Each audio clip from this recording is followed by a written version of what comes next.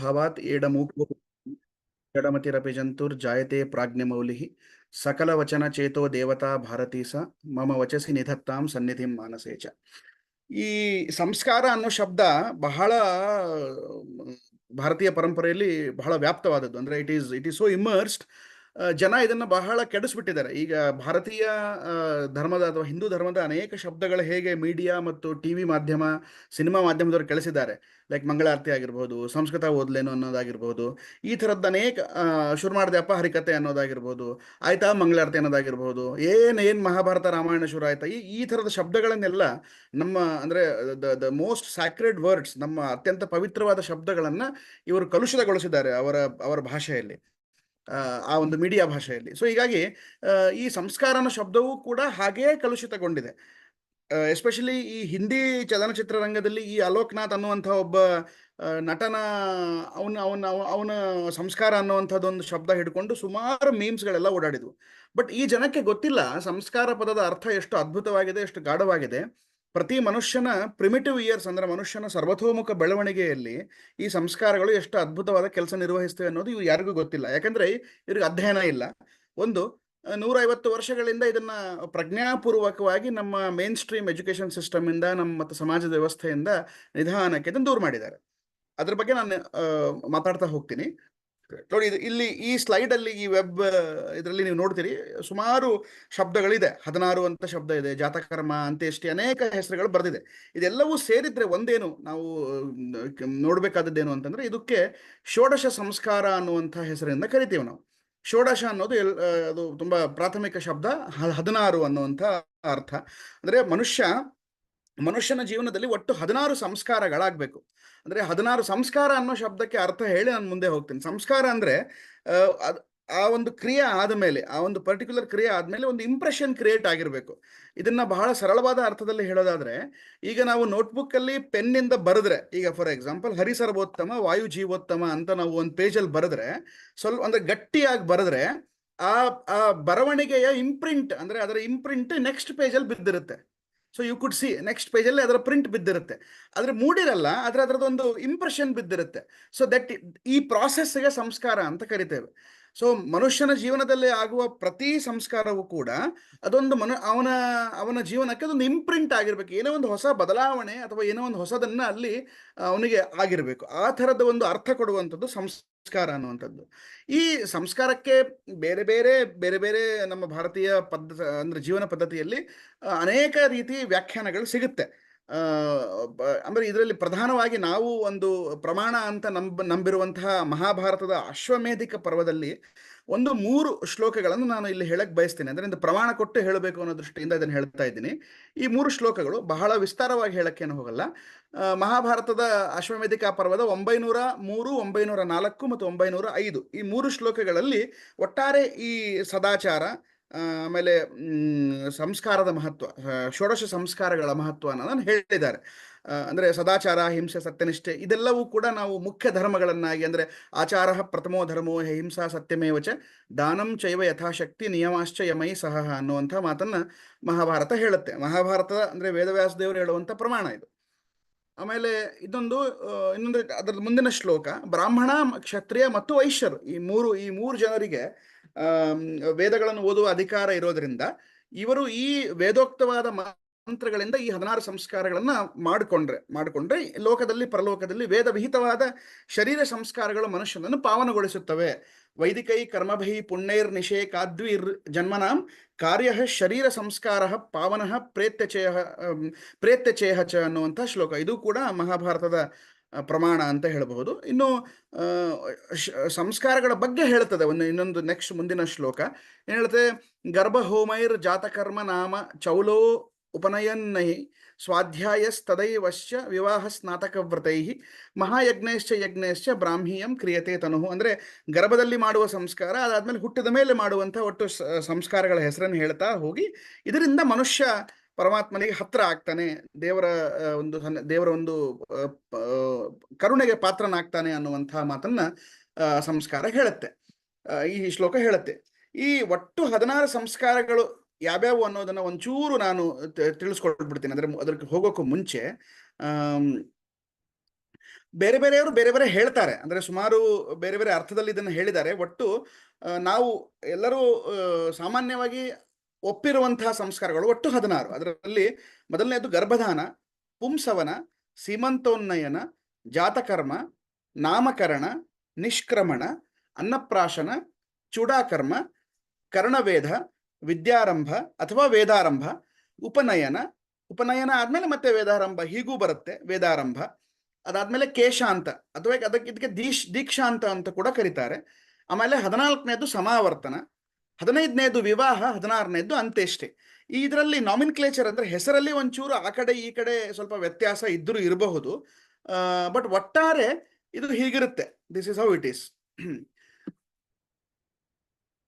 ಈಗ ನೋಡಿ, ಸ್ವಲ್ಪ ನಾನು ವಿಶೇಷವಾಗಿ ಹೇಳಬೇಕಾದದ್ದೇ ಗರ್ಭ ಸಂಸ್ಕಾರದ ಬಗ್ಗೆ. ಇವತ್ತು ಮದುವೆ ಆಗುವಂತ ನವ ಯುವಕ ಯುವತಿಯರು ಹೇಗೆ ಇದನ್ನು ಸ್ವೀಕರಿಸ್ತಾರೆ, ಹೇಗೆ ಇದನ್ನ ಪಾಲಿಸಬೇಕು ಅನ್ನೋದು. ಅಂದ್ರೆ ಮದುವೆ ಅನ್ನೋದು ಕೇವಲ ಅಂದ್ರೆ ನಮ್ಮ ಎಲ್ಲ ಆಚರಣೆಗಳು ಈಗ ಆಡಂಬರ ಅಥವಾ ಅದಕ್ಕೊಂದು ಏನೋ ಒಂದು ದೊಡ್ಡದು ಮಾಡುವಂತಹದ್ದು ಇರದೇ ಇರೋದು ಮಾಡೋದೇ ಹೆಚ್ಚಾಗ್ಬಿಟ್ಟಿದೆ ನನ್ನ ಒಟ್ಟಾರೆ ಸಮಾಜದಲ್ಲಿ. ಮದುವೆ ಅನ್ನೋದು ಎಷ್ಟು ಪವಿತ್ರವಾದ ಸಂಸ್ಕಾರ. ಆ ಒಂದು ಮದುವೆ ಅನ್ನುವಂಥ ಸಂಸ್ಕಾರ ಅಂದ್ರೆ ನಾನು ಹೇಳ್ತಾ ಇದ್ದೀನಿ, ಮದುವೆ ಅನ್ನೋದು ಬಹಳ ಕೊನೆ ಅಂದ್ರೆ ಲಾಸ್ಟ್ ಆಲ್ಮೋಸ್ಟ್ 13ನೇ 14ನೇದು ಸಂಸ್ಕಾರ. ಬಟ್ ಈ ಗರ್ಭ ಸಂಸ್ಕಾರ ಅನ್ನೋದು ಹುಟ್ಟಕ್ಕೂ ಮುಂಚೆನೆ ಬರುತ್ತೆ. ಅಂದ್ರೆ ಒಂದು ಮಗು ಜನ್ಮ ಭೂಮಿಗೆ ಬರುವ ಮುಂಚೆನೆ, ಅಂದ್ರೆ ಒಂದು ಗಂಡು ಮತ್ತು ಹೆಣ್ಣು ಮದುವೆ ಆದ ಮೇಲೆ ಅವರಿಗೆ ಮಾಡಿಸುವ ಮೊದಲನೇ ಸಂಸ್ಕಾರವೇ ಗರ್ಭಧಾನ ಸಂಸ್ಕಾರ. ಅಂದ್ರೆ ಅವರಿಗೆ ಮಾಡಿಸುವ 13ನೇ ಸಂಸ್ಕಾರ ಆಗಿದ್ರು ಕೂಡ ಮುಂದೆ ಬರುವ ಮಗುವಿನ ಮೊದಲನೇ ಸಂಸ್ಕಾರ ಅದು. ಮುಂದೆ ಬರುವ ಅಂದ್ರೆ ಆ ದಂಪತಿಗಳಿಗೆ ಹುಟ್ಟುವ ಮೊದಲನೇ ಮಗುವಿಗೆ ಮಾಡುವ ಮೊದಲನೇ ಸಂಸ್ಕಾರ ಅದು ಗರ್ಭ ಸಂಸ್ಕಾರ ಅಥವಾ ಗರ್ಭಧಾನ ಸಂಸ್ಕಾರ ಅಂತ ಕರೀತಾರೆ. ನೀವು ಮದುವೆ ಪುಣ್ಯಾವಚನಕ್ಕೆ ಕೂತಾಗ ನಿಮಗೆ ಅರ್ಚಕರು ಹೇಳಿ ಮಾಡಿಸ್ತಾರೆ ಇದನ್ನು. ಇವತ್ತು ಸಮಸ್ಯೆ ಏನಾಗಿದೆ ಅಂದ್ರೆ ಪುಣ್ಯಾವಚನಕ್ಕೆ ಕೂತಾಗ ಸಮಾವರ್ತನ ಮಾಡಿಸ್ತಾರೆ.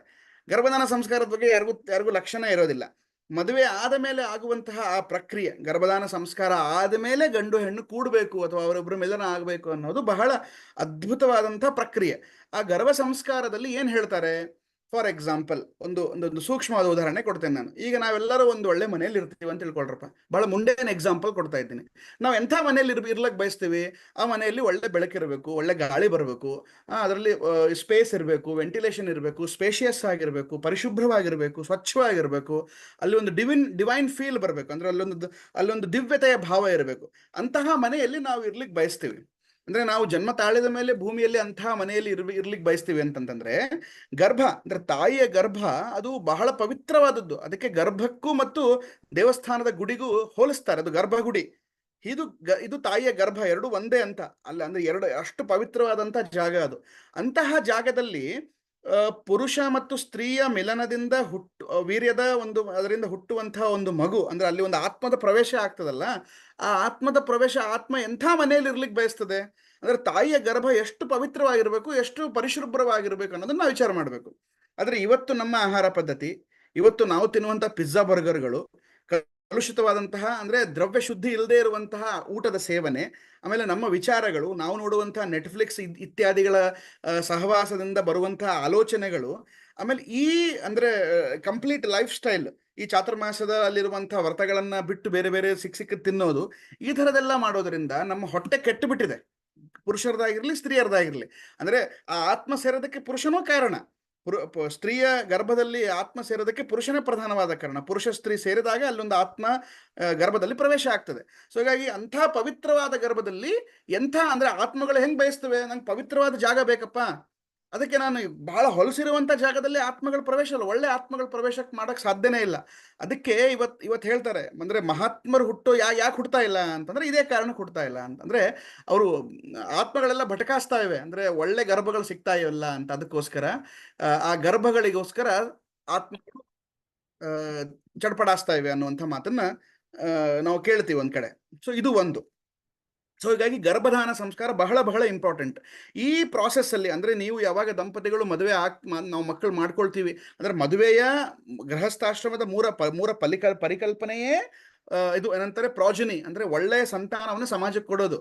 ಮದುವೆ is not just only for physical pleasure is a part of it's. ಅಂದ್ರೆ ಒಂದು ಇಡೀ ಒಂದು ದೊಡ್ಡ ಕೆಲಸದಲ್ಲಿ ಅದೊಂದು ನಿಮ್ಮ ಸಹಜವಾಗಿ ಬರುವಂತಹ ಪ್ರಕ್ರಿಯೆ ಹೊರತು ಅದೇ ಪ್ರಧಾನವಾದ ಪ್ರಕ್ರಿಯೆ ಅಲ್ಲ. ದಾಂಪತ್ಯದ ಮೂಲ ಆಶಯ ಏನು ಅಂತಂದ್ರೆ ಉತ್ತಮ ಸಂತಾನವನ್ನ ಸಮಾಜಕ್ಕೆ ಕೊಡೋದು. ಇದು ಇದು ಇದೆ. This is the only prime motto of your ವೈವಾಹಿಕ ಜೀವನ.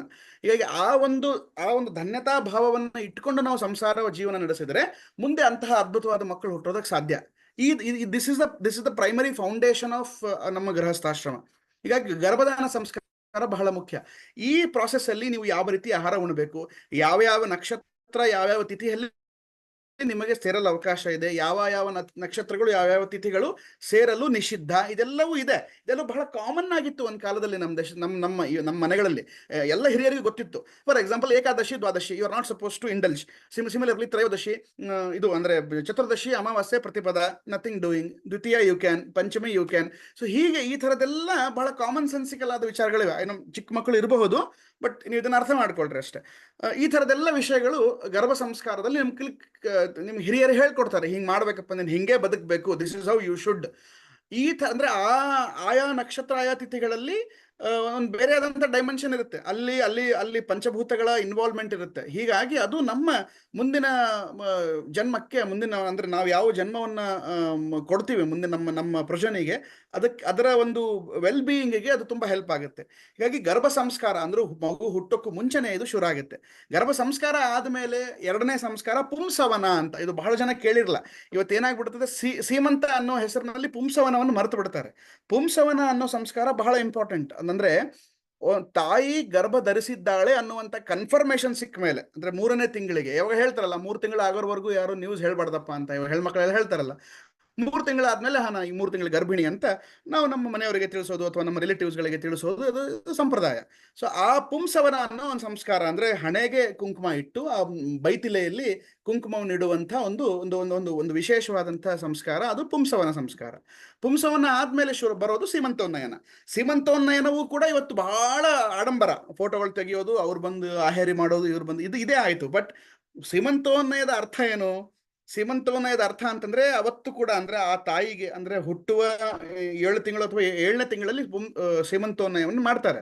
ಆವಾಗ ಆ ಗರ್ಭಿಣಿ ಸ್ತ್ರೀಯ ಮಧ್ಯದಲ್ಲಿ ಬೈತಿಲೆಯನ್ನು ತೆಗಿತಾರೆ. ಆ ಬೈತಿಲೆಯನ್ನು ತೆಗೆದು ಅಲ್ಲಿ ಒಂದು ಪಾತ್ರನ ನಿರ್ಮಾಣ ಮಾಡ್ತಾರೆ. ಅಂದ್ರೆ ಇಲ್ಲಿ ಈ 36,000 ನಾಡಿ, ಆ 36,000 ನಾಡಿ, ಆ ಮಧ್ಯದಲ್ಲಿ ಒಂದು ಹಣೆಯಲ್ಲಿ ಕುಂಕುಮ, ಆ ಒಂದು ಪರ್ಟಿಕ್ಯುಲರ್ ಪ್ಲೇಸ್ ಅಲ್ಲಿ ಕುಂಕುಮವನ್ನು ಇಟ್ಟರೆ ಅಲ್ಲಿ ಅದು ಒಂದಂದ್ರೆ ಈ 36,000 36,000 72,000 ನಾಡಿಗಳು ಕರೆಕ್ಟ್ ಆಗಿ ಮಗುವಿನಲ್ಲಿ ಪ್ಲೇಸ್ ಆಗ್ಲಿ ಅಂತ. ಆಮೇಲೆ ಅವತ್ತೊಂದು ವಿಶೇಷವಾದ ಪಾಯಸ ಮಾಡ್ತಾರೆ. ಆ ಪಾಯಸ ಅಂದ್ರೆ, ಆ ಪಾಯಸ ಅತ್ಯಂತ ಆತ್ಮೀಯವಾದಂತ, ಬಹಳ ಇಷ್ಟಪಟ್ಟು ಆ ಗರ್ಭಿಣಿ ಸ್ತ್ರೀ ಸೇವಿಸ್ತಾಳೆ. ಅಂದ್ರೆ ಆ ಪಾಯಸದಲ್ಲಿ ತನ್ನ ಮಗುವನ್ನು ಅವಳು ಕಾಣ್ತಾಳೆ. ಇಂತಹ ಅದ್ಭುತವಾದ ಪಾಯಸದಂತಹ ಮಗು ಹುಟ್ಲಿ ಅನ್ನೋ ಭಾವನದಿಂದ ಅವತ್ತು ಆ ಪಾಯಸವನ್ನ ತಾಯಿ ಸ್ವೀಕರಿಸ್ತಾಳೆ. ಈ ಪ್ರಾಸೆಸ್ ಅಲ್ಲಿ ಈ ಮಧ್ಯದಲ್ಲಿ ಈ ಬುತ್ತಿ ಊಟ ಅಂತ ಮಾಡ್ತಾರೆ ನಮ್ಮ ಕಡೆ ಉತ್ತರ ಕರ್ನಾಟಕದಲ್ಲಿ, ನಿಮ್ಗೆ ಗೊತ್ತಿರಬಹುದು. ಆ ಬುತ್ತಿ ಊಟದ ಪರಿಕಲ್ಪನೆಯೂ ಇದೆ. ಬಹಳ ಅಂದ್ರೆ ನ್ಯೂಟ್ರಿಷಿಯಸ್ ಫುಡ್ ಅನ್ನ ಎಲ್ಲಾರು ಬೇರೆ ಬೇರೆಯವ್ರು ಮಾಡ್ಕೊಂಡು ಬಂದು ಮನೆಯಲ್ಲಿ ತಾಯಿಗೆ ತಿನ್ನಿಸ್ತಾರೆ. ಅಂದ್ರೆ ಮಗು ಹುಟ್ಟುವ ಮಗು ಎಷ್ಟು ಚೆನ್ನಾಗಿರ್ಬೇಕು ಅಂತಂದ್ರೆ ಅದರ ಆಲೋಚನೆಗಳು ಅಷ್ಟೇ ಚೆನ್ನಾಗಿರ್ಬೇಕು. ಆ ಸಮಯದಲ್ಲಿ ಈ ಒಂದು 9 ತಿಂಗಳಲ್ಲಿ ತಾಯಿ ಯಾವ ರೀತಿ ಆಹಾರ ಉಣಬೇಕು, ಯಾವ ಪುಸ್ತಕಗಳನ್ನು ಓದಬೇಕು, ಅವಳ ವಿಚಾರ ಹೇಗಿರಬೇಕು, ಅವಳ ದಿನಚರಿ ಹೇಗಿರಬೇಕು, ಇದೆಲ್ಲವೂ ಕೂಡ ಬಹಳ ಅದ್ಭುತವಾಗಿ ಮನೆಯಲ್ಲಿ ಮಾಡೋರಿದ್ದಾರೆ. ಅಂದ್ರೆ ನಾನು ಹೇಳೋದು, ಇಷ್ಟೊತ್ತವರೆಗೂ ನಾನು ಹೇಳಿದ್ನಲ್ಲ, ಈ 3 ಸಂಸ್ಕಾರ ಆಯಿತು. ಇದು ಮಗು ಹುಟ್ಟೇ ಇರಲ್ಲ, ಮಗು ಹುಟ್ಟೋಕ್ಕೂ ಮುಂಚೆ 3 ಸಂಸ್ಕಾರ ಮುಗೀತು. 4ನೇ ಸಂಸ್ಕಾರ ಜಾತಕರ್ಮ. ಇದು ಹುಟ್ಟಿದ ಕೂಡ್ಲೇನೆ 11ನೇ ದಿನಕ್ಕೋ ಅಥವಾ 7ನೇ ದಿನಕ್ಕೋ ನಮ್ಮ ಪುರೋಹಿತರು ಅಥವಾ ಜೋಯಿಸರಿಂದ ನಾವೇನ್ ಮಾಡ್ತೇವೆ, ಮಗುವಿನ ಜಾತಕ ಏನಪ್ಪ, ಹುಟ್ಟಿದ ಗಳಿಗೆಯಲ್ಲಿ ಹುಟ್ಟಿದ ಗಳಿಗೆ ಅನುಸಾರವಾಗಿ ಮಗುವಿನ ನಕ್ಷತ್ರ, ಅದರ ರಾಶಿ, ಅದರ ಇತ್ಯಾದಿ ಇತ್ಯಾದಿ ಗ್ರಹ ಚಲನೆಗಳು ಏನೇನಿವೆ ಅನ್ನೋದನ್ನ ಒಬ್ರು ಎಕ್ಸ್ಪರ್ಟ್ ಬರೀತಾರೆ. ಆ ಬರೆಯುವ ಪ್ರಕ್ರಿಯೆ ಏನಿದೆಯಲ್ಲ, that defines the future of A child. ಅದು ಮುಂದೆ ಇಷ್ಟು ವರ್ಷ ಹಿಂಗಿರುತ್ತೆ, ಇದು ಮಗು ಈ ದಿಶೆಯಲ್ಲಿ ಹೋಗುತ್ತೆ ಅನ್ನೋದನ್ನ ಆ ಜಾತಕರ್ಮ ಬರೆಯೋರು ಅದನ್ನ ಡಿಸೈಡ್ ಮಾಡ್ಬಿಡ್ತಾರೆ. ಆ ಥರದ ಜೋಯಿಸರು ಹಿಂದಕ್ಕಿದ್ರು, ಈಗಲೂ ಇದ್ದಾರೆ.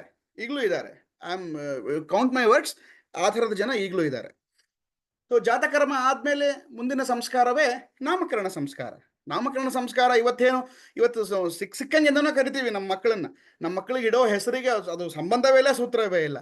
ಏನೇನೋ ಹೆಸರುಗಳನ್ನು, ಅಪದ್ಧ ಹೆಸರುಗಳನ್ನು ಇಡ್ತೇವೆ, ಸೋನು, ಮೋನು, ಪಪ್ಪು, ಲಪ್ಪು ಅಂತ.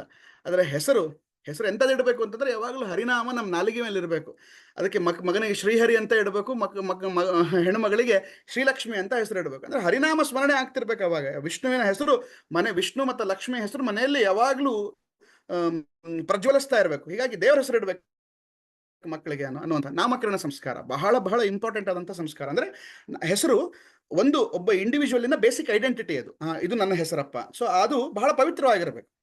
ಕರೆಯಲು ಕೇಳಲು ಶ್ರವಣಾನಂದವಾಗಿರ್ಬೇಕು. ಸಿಕ್ಕದೇನೋ ಇಟ್ಟರೆ ಉಪಯೋಗ ಇಲ್ಲ. ಆಮೇಲೆ ನಿಷ್ಕ್ರಮಣ, ಇದು ಬಹಳ ಇಂಪಾರ್ಟೆಂಟ್ ಆದಂತಂದ್ರೆ 3 ತಿಂಗಳು, ಮೊದಲನೇ 3 ತಿಂಗಳು, 3 ತಿಂಗಳಂತರೂ ಮಗುವನ್ನ ಸೂರ್ಯನ ಕಿರಣಗಳಿಗೆ, ಅಂದ್ರೆ ಸ್ಕಿನ್ ಬಹಳ ಸೆನ್ಸಿಟಿವ್ ಆಗಿರುತ್ತೆ, ಅದರಿಂದ ಸೂರ್ಯ ಕಿರಣಕ್ಕೆ ಅದನ್ನ ತಾಗ್ಕೊಡಲ್ಲ. ಅದಕ್ಕೆ ಇವತ್ತು ಬಾಣಂತಿಯರ ಕೋಣೆಗಳು ಹೆಂಗಿರ್ತಿತ್ತು ಹಿಂದಕ್ಕೆ ನಮ್ಮ ಮನೆಗಳಲ್ಲಿ ಅಂತಂದ್ರೆ, ಬಹಳ ಒಳಗಡೆ, ಮನೆಯಿಂದ ಪೂರ್ತಿ ದೂರ ಒಳಗಡೆ ಯಾವುದೋ ಕತ್ತಲು ಕೋಣೆ, ಅಲ್ಲಿ ಬೆಳಕೆ ಬರ್ತಿರ್ಲಿಲ್ಲ. ಆ ಥರದ ಒಂದು ಕೋಣೆಯಲ್ಲಿ ಬಾಣಂತಿ ಸ್ತ್ರೀ ಇರ್ತಾ ಇದ್ಲು. ಸೊ ಬರಬೇಕಾದ್ರೂ ಕೂಡ ಕಾಲು ತೊಳ್ಕೊಂಡೇ ಒಳಗಡೆ ಹೋಗ್ಬೇಕು. ಯಾಕಂತಂದ್ರೆ ಹೊರಗಡೆ ಇರುವಂತಹ ಯಾವುದೇ ಕ್ರಿಮಿ ಕೀಟಗಳು, ಬ್ಯಾಕ್ಟೀರಿಯಾಗಳು, ವೈರಸ್ಗಳು ಆ ಗರ್ಭಿಣಿ ಅಂದ್ರೆ ಬಾಣಂತಿಯ ಕೋಣೆ ಒಳಗೆ ಹೋಗೋ ಹಾಗಿಲ್ಲ. ಕಾಲು ತೊಳ್ಕೊಂಡೆ ಒನ್ ಶುಡ್ ಎಂಟರ್. ಇವತ್ತಿನ 2 BHK ಕಾನ್ಸೆಪ್ಟಿನ ಮನೆಗಳಲ್ಲಿ ಈ ಥರದೆಲ್ಲ ಎಕ್ಸ್ಪೆಕ್ಟ್ ಮಾಡಕ್ಕೆ ಸಾಧ್ಯ ಇಲ್ಲ. ಬಟ್ ಹವರ್ ಎಷ್ಟಾದ್ರಷ್ಟೇ ಸರಿ ಮಂಕುತಿಮ್ಮ ಅಂದಂಗೆ ಪ್ರಯತ್ನ ಅಂತೂ ಪಡಬೇಕು. ಇದನ್ನ ಹೇಳೋ ಉದ್ದೇಶ ಏನಂತಂದ್ರೆ, we should at least strive, ಹಿಂಗಿತ್ತಪ್ಪ ಅನ್ನೋದನ್ನ ಮೊದಲು ತಿಳ್ಕೊಂಡು ಆದಷ್ಟು ಇದನ್ನ ಪ್ರಾಕ್ಟೀಸ್ ಮಾಡೋ ಕಡೆ ಹೋಗ್ಬೇಕು ಅಂತ. ಅದಾದ್ಮೇಲೆ ಅನ್ನಪ್ರಾಶನವು ಕೂಡ ಬಹಳ ಇಂಪಾರ್ಟೆಂಟ್ ಆದಂತ ಸಂಸ್ಕಾರ.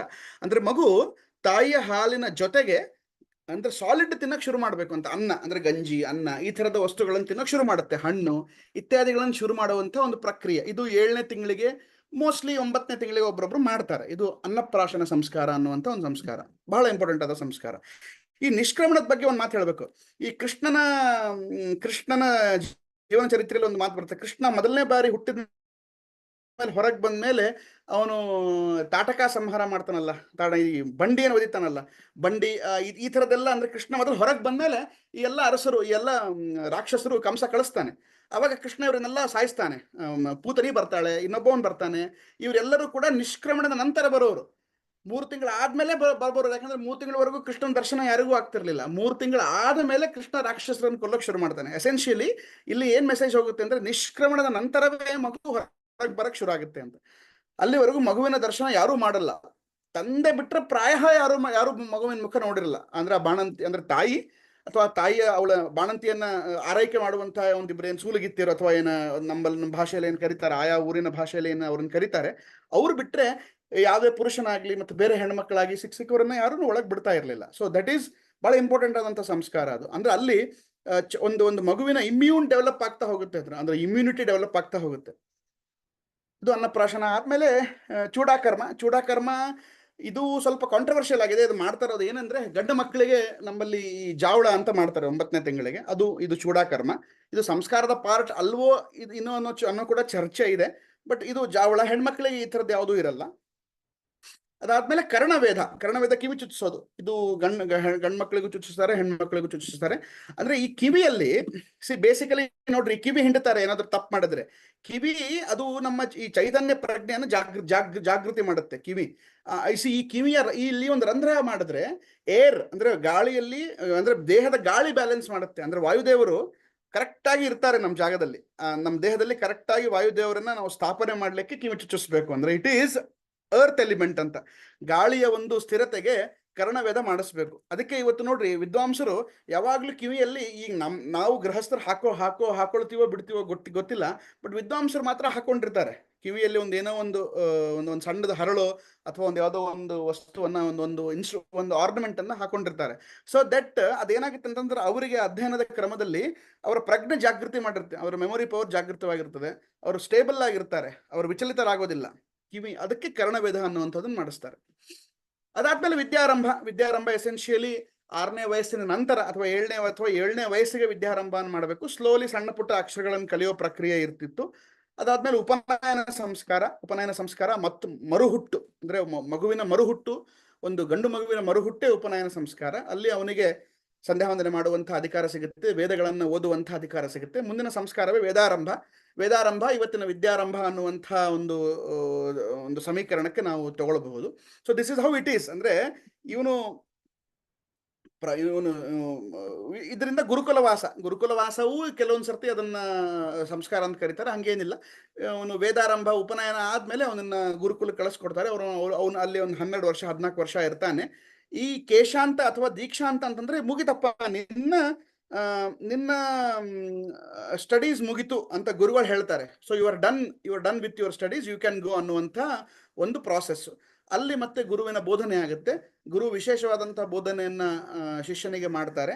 ಅದಾದ್ಮೇಲೆ ಬರುವಂಥದ್ದೇ ಸಮಾವರ್ತನ. ಸಮಾವರ್ತನ ಸಂಸ್ಕಾರ ಇವತ್ತಿನ ಕಾನ್ವೊಕೇಶನ್. ಇವತ್ತಿನ ಕಾನ್ವೊಕೇಶನ್ ಕೇಳಿದ್ರಲ್ಲ ನೀವು, ಇವತ್ತಿನ ಕಾನ್ವೊಕೇಶನ್ನೇ ಅವತ್ತಿನ ಸಂಸ್ಕಾರ ಸಮಾವರ್ತನ. ಅದರಲ್ಲಿ ಏನು ಬೇರೆ ಇದನ್ನೇ ಇಲ್ಲ. ಸಮಾವರ್ತನದ ಮಂತ್ರ ಬರುತ್ತೆ ತೈತರೀಯ ಉಪನಿಷತ್ತಿನಲ್ಲಿ. ಸತ್ಯಂ ವದ ಧರ್ಮಂ ಚರ ಸ್ವಾಧ್ಯಾಯ ಮಾಡಿನು ಅನ್ನುವಂಥ ಒಂದು ದೊಡ್ಡ ಮಂತ್ರ ಇದೆ, ಅದು ಸಮಾವರ್ತನದ ಮಂತ್ರ. ಸಮಾವರ್ತನದಲ್ಲಿ ಗುರುಗಳು ಶಿಷ್ಯನಿಗೆ ಹೇಳ್ತಾರೆ, ನೀನು ಸತ್ಯವನ್ನೇ ನುಡಿಯಬೇಕು, ಧರ್ಮವನ್ನ ಆಚರಣೆ ಮಾಡಬೇಕು, ಸ್ವಾಧ್ಯಾಯವನ್ನ ಮಾಡಬೇಕು, ನೀನು ಕೆಲಸ ಮಾಡಿದ್ರೆ ಆ ಕೆಲಸದ ಕ್ರೆಡಿಟ್ ಅನ್ನು ನೀನು ತಗೊಳ್ಬೇಕು. ಈ ರೀತಿ ಅನೇಕ ಉಪದೇಶಗಳನ್ನು ಗುರು ಸಾಮೂಹಿಕವಾಗಿ ಎಲ್ಲ ವಿದ್ಯಾರ್ಥಿಗಳಿಗೆ ಮಾಡಿ ಮನೆಗೆ ಕಳಿಸ್ತಾರೆ. ಮನೆಗೆ ಕಳಿಸಿ ಅವನನ್ನ, ನೀನು you are ready for next phase of your life, ಅಂದ್ರೆ ನೀನು ಗೃಹಸ್ಥನ ಆಗಲಿಕ್ಕೆ ಯೋಗ್ಯ ಇದ್ದಿ ಅನ್ನುವಂಥ ಒಂದು ಮೆಸೇಜ್ ಕೊಡ್ತದೆ ಸಮಾವರ್ತನ. ನೋಡಿ, ಸಮಾವರ್ತನದವರೆಗೆ 14 ಸಂಸ್ಕಾರಗಳು ಮುಗಿತು. ಅಂದ್ರೆ by at the age of 25, ಒಬ್ಬ ವ್ಯಕ್ತಿ 25 ವಯಸ್ಸಿಗೆ ಬರೋ ಹಂತದಲ್ಲಿ 14 ಸಂಸ್ಕಾರಗಳು ಮುಗಿತು. ಇನ್ನು ಉಳಿದಿದ್ದು ಒಂದೇ ಸಂಸ್ಕಾರ, ಎರಡನೇ ಸಂಸ್ಕಾರ, ಒಂದು ವಿವಾಹ ಸಂಸ್ಕಾರ. ವಿವಾಹ ಸಂಸ್ಕಾರ ಅಂದ್ರೆ ಗೃಹಸ್ಥಾಶ್ರಮಕ್ಕೆ ಬರುವಂತಹ ಸಂಸ್ಕಾರ. ಇದು ಮುಗಿತಪ್ಪ, ಇದು 15 ಮುಗಿತು. ಇನ್ನು ಕೊನೆಯ ಸಂಸ್ಕಾರವೇ ಅಂತ್ಯೇಷ್ಟಿ. ಮನುಷ್ಯ ಬದುಕಿರೋದಿಲ್ಲ ಈ ಸಂಸ್ಕಾರದಲ್ಲಿ, ಅವರ ಜೀವ ಹೋಗಿರುತ್ತೆ, ಪ್ರಾಣದೇವರು ಅವನ ಶರೀರವನ್ನು ಬಿಟ್ಟು ಹೋಗಿರ್ತಾರೆ. ಸೊ ಇದು ಅಂತ್ಯೇಷ್ಟಿ. ಈ 16 ಸಂಸ್ಕಾರಗಳು ವಿವಾಹ ಸಂಸ್ಕಾರದಿಂದ ಮತ್ತೆ ಪುನರ್ ಸೃಷ್ಟಿಗೆ ಕಾರಣ. ಮತ್ತು ಅದೊಂದು ಸೈಕಲ್ ಅಪ್ಪ. ನೀನು ಮತ್ತೆ ಮಕ್ಕಳನ್ನು ಹುಟ್ಟಿಸ್ತೀಯ, ಆ ಮಕ್ಕಳು ಕೂಡ ಸಂಸ್ಕಾರಕ್ಕೆ ಒಳಗಾಗ್ತಾರೆ. ಈ ಥರದ ಒಂದು ಸೈಕಲ್. ಇದು ಸಂಸ್ಕಾರದ ಒಂದು ಸ್ಥೂಲವಾದ ಅರ್ಥ. ಇದು ಗೊತ್ತೋ ಗೊತ್ತಿಲ್ಲದೋ ನಮ್ಮ ಜೀವನದಲ್ಲಿ ಕೆಲವೊಂದು ಮಾಡ್ತೇವೆ, ಕೆಲವೊಂದು ಮಾಡಲ್ಲ, ಕೆಲವೊಂದು ಜೀವನದಲ್ಲಿ ಪಾರ್ಷಿಯಲ್ ಆಗಿ ಇವೆ. ಆದ್ರೆ ಇದನ್ನೊಂದು ಮೇನ್ ಸ್ಟ್ರೀಮ್ ಆಗಿ ಇವತ್ತು ನಾವು ಎಲ್ಲಾದ್ರೂ ಕಲಿತಾ ಇದ್ದೀವ? ನಮ್ಮ ಶಾಲೆಗಳಲ್ಲಿ ಯಾರಾದ್ರೂ ಕಲಿಸ್ತಾ ಇದ್ದಾರಾ? ನಮ್ಮ ಎಜುಕೇಶನ್ ಸಿಸ್ಟಮ್ ಅಲ್ಲಿ ಇದು ಇದೆಯಾ? ಇದೆಲ್ಲವೂ ಶಿಕ್ಷಣವೇ. ಶಿಕ್ಷಣಕ್ಕೆ ಬಿಟ್ರೆ ಮತ್ತೊಂದು ಏನೂ ಇಲ್ಲ ಇದರಲ್ಲಿ. ನಾವು ಕ್ಲಾಸ್ ರೂಮಿಗೆ ಹೋಗಿ 4 ಗೋಡೆ ಮಧ್ಯೆ ಟೆಕ್ಸ್ಟ್ ಬುಕ್ ಅಲ್ಲಿ ಕಲಿಯೋದು ಮಾತ್ರ ಶಿಕ್ಷಣ ಅನ್ನುವಂಥ ಭ್ರಮೆಯಿಂದ ಮೊದಲು ಹೊರಗೆ ಬರಬೇಕು. ಬಿಕಾಸ್ ಭಾರತ ಈಗ ಬಹಳ ಚೇಂಜ್ ಆಗ್ತಾ ಇದೆ. ಭಾರತ ಕಲೋನಿಯಲ್ ಮೈಂಡ್ಸೆಟ್ ಇಂದ ಹೊರಗೆ ಬರ್ತಾ ಇದೆ. ನಾವು ಮತ್ತೆ ವೇದಿಕ್ ಇದ್ರ ಕಡೆ ಬರ್ತಾ ಇದ್ದೀವಿ. ನಮ್ಮ ಭಾರತೀಯ ಜ್ಞಾನ ಪರಂಪರೆ ಕಡೆ ನಾವು ಹೊರಳ್ತಾ ಇದ್ದೀವಿ. We are heading towards Indian knowledge, revival of Indian knowledge traditions, and this is the Indian knowledge tradition. ಇದು ಬಿಟ್ಟರೆ ಮತ್ತೇನಿಲ್ಲ. ಇದನ್ನ ಹಿಡ್ಕೊಂಡೆ ಮಿಕ್ಕಿದ್ದೆಲ್ಲವೂ. ಇದು ಫೌಂಡೇಶನ್ ಅಂತೀವಲ್ಲ, ಒಂದು ಮನೆಗೆ ಆಧಾರ ಸ್ತಂಭ ಹೇಗೆ ಒಂದು ಪಾಯವೋ, ಇಡೀ ವ್ಯಕ್ತಿಯ ಬದುಕಿಗೆ ಸಂಸ್ಕಾರಗಳು ಅಷ್ಟು ಗಾಢವಾದಂತಹ ಒಂದು ಅಡಿಪಾಯವನ್ನು ಹಾಕೊಡ್ತದೆ. ಸಂಸ್ಕಾರಗಳು ಕರೆಕ್ಟ್ ಆಗಿ ಆದ್ರೆ ಆ ವ್ಯಕ್ತಿಗೆ, ಈಗ ನೋಡಿ, ಜಸ್ಟ್ ಇಮ್ಯಾಜಿನ್ ಮಾಡಿ, ನಾನು ಎಷ್ಟೋ ಕಡೆ ನೋಡಿದ್ದೀನಿ, ಮದುವೆ ಅಂದ್ರೆ ಉಪನಯನ ಸರಿಯಾದ ಟೈಮಿಗೆ ಆಗದೇ ಇಲ್ಲ. ಅವನು 25-26 ವರ್ಷ ಬಂದಿರ್ತದೆ, ಅವನಿಗೆ ಜನಿವಾರ ಇರಲ್ಲ, ಏನಿರಲ್ಲ, ಬೇಸಿಕ್ ಸೆನ್ಸ್ ಇರಲ್ಲ, ಅವ್ನ ಮಂತ್ರಗಳು ಬರ್ತಿರಲ್ಲ, ಅವ್ನ ಸಂಧ್ಯಾವಂದನೆ ಮಾಡಲ್ಲ. ಮದುವೆ ಫಿಕ್ಸ್ ಆದ್ಮೇಲೆ ಅನಿವಾರ್ಯವಾಗಿ ಎಲ್ಲೋ ಒಂದ್ ಕಡೆ ಉಪನಯನ ಮಾಡಿಸ್ಕೊಂಡು ಬಂದು 1 ವಾರ ಆದ್ಮೇಲೆ ಮದುವೆ ಮಾಡ್ತಾರೆ. ಅವನಿಗೆ ಏನ್ ಅರ್ಥ ಆಗ್ಬೇಕು? ಬ್ರಹ್ಮಚರ್ಯವನ್ನು ಅವ್ನು ಹೇಗೆ ಪಾಲಿಸ್ತಾನೆ? ಅವನಿಗೆ ಆ ಮಂತ್ರಶಕ್ತಿಯಿಂದ ಅವನ ದೇಹದಲ್ಲಿ ಇರಬೇಕಾದಂತಹ ಶಕ್ತಿ ಇರೋದೇ ಇಲ್ಲ.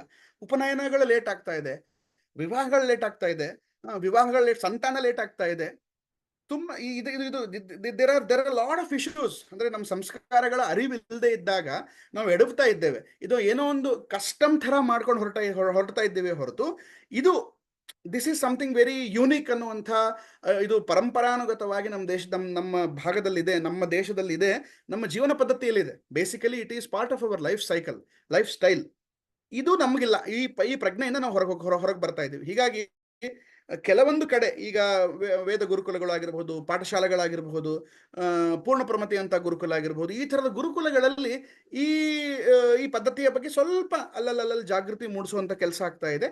This is the forum. Madhva consciousness, ಸತ್ಕರ್ತ, ಈ ಥರದ ಫೋರಮ್ಗಳಲ್ಲಿ ಒಳ್ಳೆ ಕೆಲಸ ಆಗ್ತಾ ಇದೆ. ಐ ಆಮ್ ನಾಟ್ ಸೇಯಿಂಗ್ ಆಗ್ತಾನೆ ಇಲ್ಲ ಅಂತ, ಬಟ್ ಇದು ಮೇನ್ ಸ್ಟ್ರೀಮಿಗೆ ಬರಬೇಕು. This should be part of our daily ಅಂದ್ರೆ ಪ್ರತಿನಿತ್ಯದ ಒಂದು ಜೀವನದಲ್ಲಿ ಇದ್ರ ಬಗ್ಗೆ ನಮಗೆ ಮಾಹಿತಿ ಬರಬೇಕು. ಸ್ಲೋಲಿ ನಾವು ಡಿಕಲನೈಸ್ ಆಗಬೇಕು. ನಾವು ಹಂತವಾಗಿ ಆ ವಿದೇಶಿ ಶಿಕ್ಷಣ ಪದ್ಧತಿಯಿಂದ ದೂರ ಹೋಗಿ ನಮ್ಮದೇ ಆದಂಥ ಶಿಕ್ಷಣ ಪದ್ಧತಿ, ನಮ್ಮದೇ ಆದಂಥ ಜೀವನ ಪದ್ಧತಿ, ನಮ್ಮದೇ ಆದಂಥ ವಿಚಾರಗಳನ್ನು ನಾವು ಸ್ಲೋಲಿ ಅನುಸರಿಸ್ತಾ ಹೋದರೆ, ಅದನ್ನು ನಾವು ಅಪ್ಕೊಳ್ತಾ ಹೋದರೆ, ಇದೆಲ್ಲದಕ್ಕೂ ನಾವು ಹತ್ರ ಆಗ್ತಾ ಹೋಗ್ತೀವಿ. ಆಮೇಲೆ ಇದರಿಂದ ನಮಗೊಂದು ಹೊಸ ಚೈತನ್ಯ ಬರ್ತದೆ. Yes, this is the life ಅನ್ನುವಂಥ ಭಾವ ಬರ್ತದೆ. ಸೊ ಇಷ್ಟು ಹೇಳಿ 2 ಶ್ಲೋಕ ಇದೆ ನನಗೆ ಬಹಳ ಇಷ್ಟ. ಅಂದ್ರೆ ಈ ಭಾರತೀಯ ಜ್ಞಾನ ಪರಂಪರೆ ಮತ್ತು ನಮ್ಮ ಷೋಡಶ ಸಂಸ್ಕಾರಗಳಿಗೆ ಇರುವಂತಹ ಮಹತ್ವ ಅದೇನಿದೆ, ಒಂದು ಮನುಸ್ಮೃತಿ ಒಂದು ಅದ್ಭುತವಾದ ಮಾತು ಹೇಳುತ್ತೆ. ಏನ್ ಹೇಳುತ್ತೆ? ಏತದ್ದೇಶತ್ ಪ್ರಸೂತಸ್ಯ ಸಕಾಶಾತ್ ಅಗ್ರಜನ್ಮನಃ ಸ್ವಂ ಚರಿತ್ರಂ ಶಿಕ್ಷೇರನ್ ಪೃಥಿವ್ಯಾಂ ಸರ್ವಮಾನವಾಹ ಅಂತ. ಭಾರತ ಏನು ಸಾಮಾನ್ಯ ಭೂಮಿ ಏನಪ್ಪ, ಈ ದೇಶದಲ್ಲಿ ಹುಟ್ಟಿದವರೆಲ್ಲ ಇಡೀ ಪ್ರಪಂಚಕ್ಕೆ ಜ್ಞಾನವನ್ನು ಕೊಟ್ಟಿದ್ದಾರೆ. ಹೀಗಾಗಿ ಈ ದೇಶದ ಶಿಕ್ಷಣ ಪದ್ಧತಿ, ಈ ದೇಶದ ವೇದ, ಈ ದೇಶದ ಉಪನಿಷತ್ತು, ಈ ನಮ್ಮ ದೇಶದ ಮಹಾಭಾರತಾದಿಗಳು, ಇವೇ ನಮ್ಮ ಗಟ್ಟಿ ಸ್ತಂಭಗಳು, ಇವೇ ನಮ್ಮ ಗಟ್ಟಿ ಆಧಾರಗಳು. ಇಲ್ಲಿ ನಾವು ಶಿಕ್ಷಣವನ್ನು ಕಲಿತು ನಾವು ಮುಂದುವರಿಬೇಕು. So this is how it is. I think ನನ್ನ ಸಮಯ ಆಯಿತು ಅನಿಸುತ್ತೆ. ತುಂಬ ವ್ಯಾಸ್ಟ್ ಆದ ಸಬ್ಜೆಕ್ಟ್ ಇದು. 10 ನಿಮಿಷದಲ್ಲಿ ಹೇಳೋದು ನಾನು ಪ್ರಯತ್ನ ಮಾಡಿದ್ದೇನೆ. ಸಂಸ್ಕಾರಗಳ ಬಗ್ಗೆ ಇನ್ನು ಹೆಚ್ಚಿನ ಚರ್ಚೆ ಆಗಲಿ, ಇನ್ನು ಹೆಚ್ಚಿನ ಅಧ್ಯಯನ ಆಗಲಿ ಅನ್ನುವಂಥ ಮಾತನ್ನು ಹೇಳ್ತಾ, ನನಗೆ ಅವಕಾಶ ಕೊಟ್ಟಿದ್ದಕ್ಕೆ ಮಾಧವ್ ಜಿ ಅವರಿಗೆ ಹಾಗೂ ಅನಿಲ್ ಜಿ ಅವರಿಗೆ ಧನ್ಯವಾದಗಳನ್ನು ತಿಳಿಸ್ತೇನೆ. ನಮಸ್ಕಾರ.